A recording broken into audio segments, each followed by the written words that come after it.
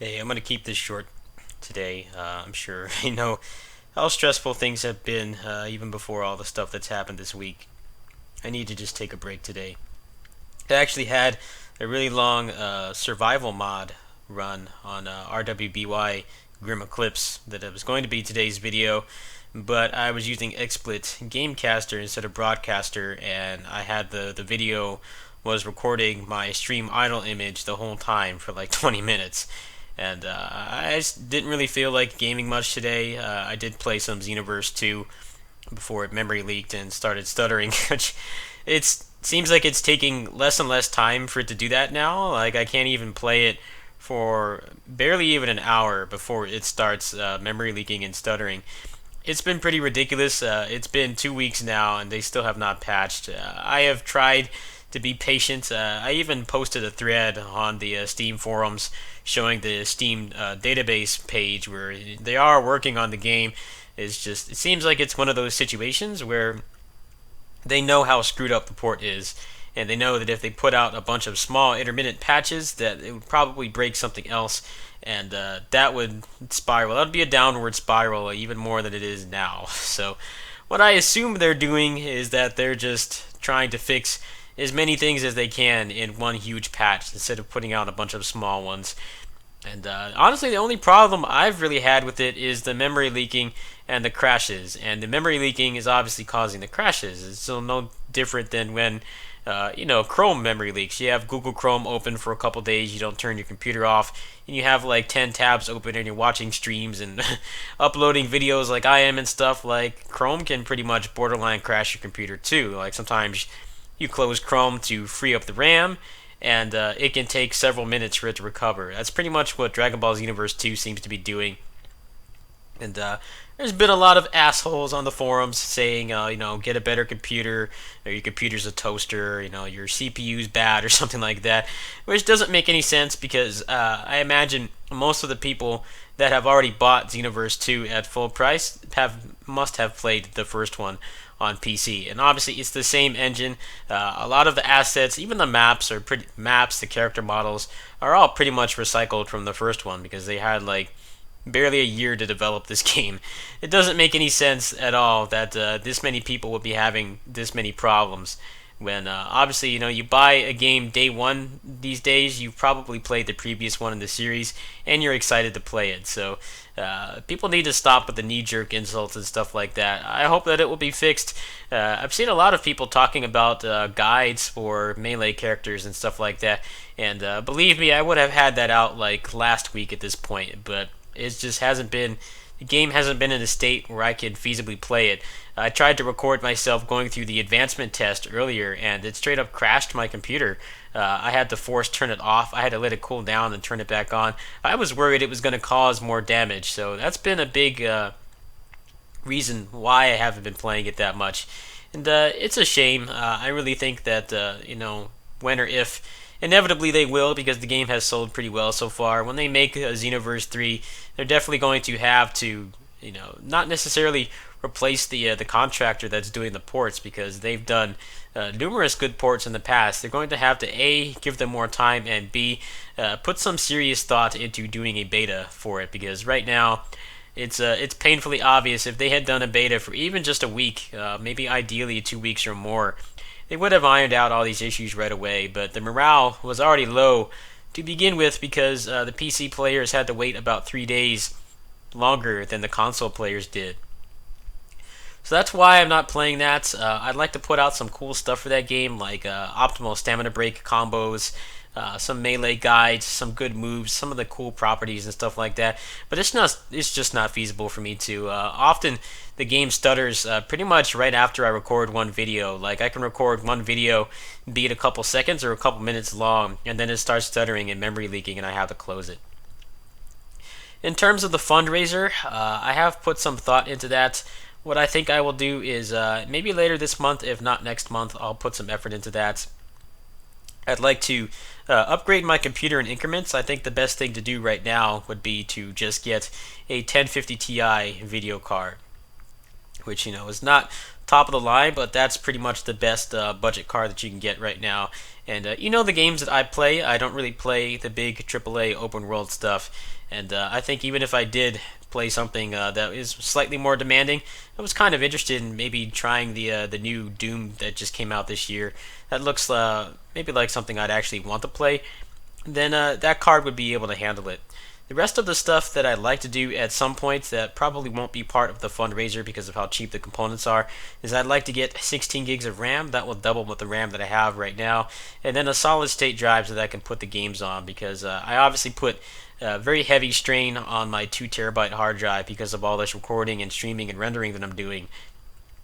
So that would be something I'd like to do at some point. If you want to support me, I'm sure some people have wanted to support me on Patreon and they've noticed how bare bones it is. I haven't updated that Patreon page in like over a year, if not longer. I just never really put much thought into the incentives and stuff like that because it was never really intended to be for more than this channel. I guess you have to put more effort into your Patreon if you're someone who's doing something, I guess, more widespread, maybe outside of your circle, like someone who's doing, commissions for art or something like that. You have to put way more effort into it. You have to have a portfolio and stuff like that so that people who have not heard of you before will want to support you. But I think most YouTubers who do Patreons don't really put that much effort into their Patreon page simply because you already have thousands of people watching your stuff. They know that you upload every day, or at least, I upload every day. You know that the money goes back to the channel and stuff like that. So if you want to support me and you want something done in return, you can go ahead and let me know, and we can work something out. I did purchase Chaos Code today, but I've been very stressed. I've had a lot of problems with my stress symptoms and stuff. I mean, obviously with the election, I won't go into it much, but it's been a very stressful time for a lot of my other friends too. They've been posting on social media about having a lot of the same symptoms I have. So I've had to take it easy, and I really have wanted to do a lot of Xenoverse 2 content, and I'm sorry that it's been very lackluster. I haven't been able to do it to the magnitude and scale that I did with the last game last year, but obviously it's been memory leaking for people who have like 4 times the RAM that I do and like top of the line graphics cards, so there's really not anything I can do about it aside from wait. What I will do tomorrow is I'll go ahead and I'll re-record that RWBY Grimm Eclipse survival mode mod. I think people would like to see that. I'll try to put out a little review for it, but the cliff notes is basically the game is not worth the base price. I'm sure people are a little interested from seeing me play it. The problem is that there's many problems with it. Basically, they did not really use their early access time properly. It's a very stark contrast to the people who develop 20XX. Like today, like the bi-weekly patch was like 3 hours late, and they posted an update thread for when they were going to fix the bugs and get it up. Unfortunately, those guys are like the shining example of how to do early access right, and the people who did the RWBY game did do a good job, honestly. They took it out way too soon. It kind of randomly went out of early access. A lot of people suspect that they think that it was not, or they were able to project that it wasn't going to sell as well as they thought, despite it being a pretty big, niche American anime property. So they took it out of early access, but there were a lot of issues that needed to be fixed. The game does not have much content. The combat is not bad. I think, honestly, for an American-made action game, it's actually some of the better combat out there. It's got dodge offsets and stuff like that, but there's not really a whole lot of an identity to the combat. It kind of uses a very rudimentary, basic, charge 1 through charge 4 Dynasty Warriors moveset, and you have some variation, and you have a ranged attack button, and you have Batman Arkham counters. That's pretty much all it is. There's like almost no identity to it at all. And, people were giving them very constructive feedback about how to improve the game. And it seems like all that fell on just empty ears. Like, they didn't really seem to put much thought into it or even care at all. Now I hear the game is a ghost town online. And the main reason for that is that the campaign is very short. Apparently, I've only played the game for like 4 hours. And I've only put a little bit of time into the campaign. Apparently, I'm already halfway through it.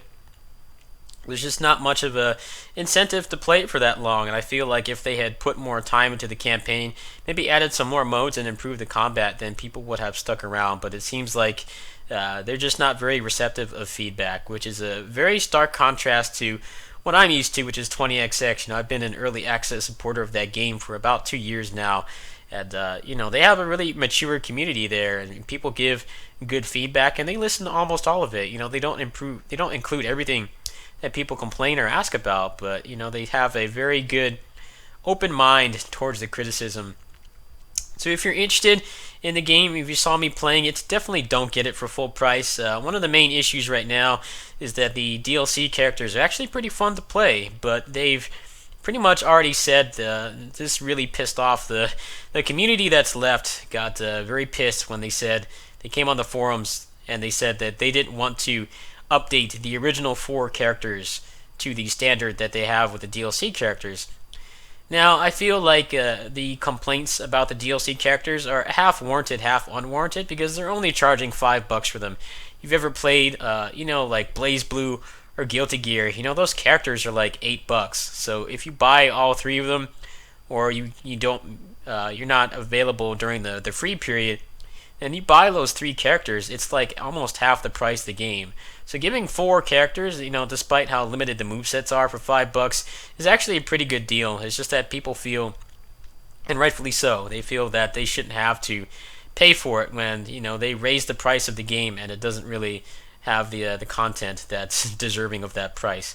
But that's my mini review. I'll be playing it a little bit more, probably just having some fun with the campaign and the survival mode mods. I'll show the mods. You can actually find the mods on the Steam forums. I'll go ahead and I'll link to them.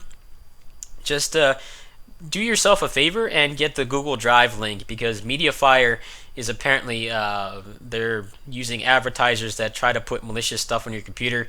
Definitely avoid Mediafire if you can, but the mod's pretty legit. It only takes a couple seconds to install, and it adds quite a bit to the game. You can actually increase the level cap, which I guess they added a level cap to try to promote online play, because that's usually what you do.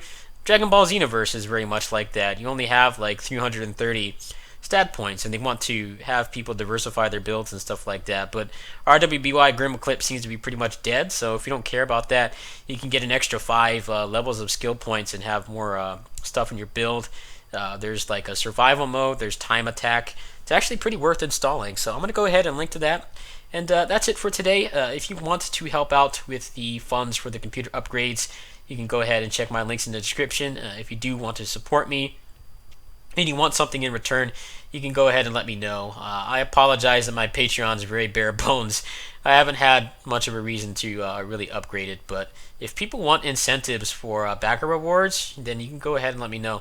Anyway, tomorrow will be RWBY. I'll let you guys know when or if they update Xenoverse, and from there, I'll try to get out the content that I can when I can. Peace.